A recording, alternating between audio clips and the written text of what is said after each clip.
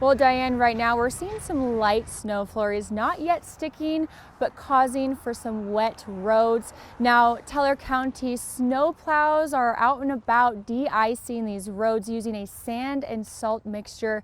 Officials are asking people to stay home. With the amount of snow expected here, they're saying it's going to be too dangerous to drive. Now, the County Public Works Operations Supervisor tells me they will have 15 plow operators clearing main roads during the day and 3 overnight. Bradshaw says people who live in Teller County are usually prepared for storms like this. You know, it's rural, so a lot of people understand they're on their own and they can take care of themselves. But for the most part, everybody's very patient with us, so that's helpful.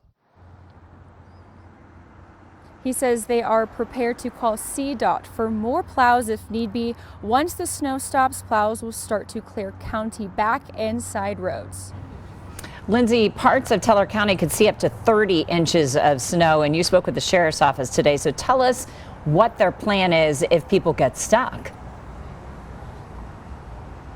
Well, if you do have to drive, you should call 911. The sheriff deputies will be able to help you if you're off a main road. They will call search and rescue teams if you are harder to find or in more remote areas. I spoke with Mitch Walma, who has been volunteering for the county's search and rescue team for 20 years. He says it's better to call for help earlier than wait until it becomes a life-threatening situation.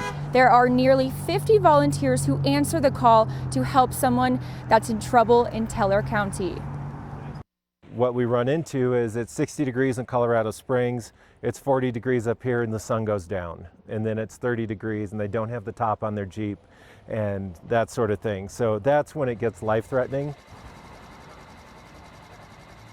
Mitch says search and rescue teams have medical supplies and volunteers bring extra warm clothes, food, and water for those in need. Now, if you do find yourself stranded on the side of the road, do not get out of your car. The sheriff says it's dangerous because other cars can lose control and crash into you. Live in Woodland Park, I'm Lindsay Jensen, News 5. Important advice, Lindsay.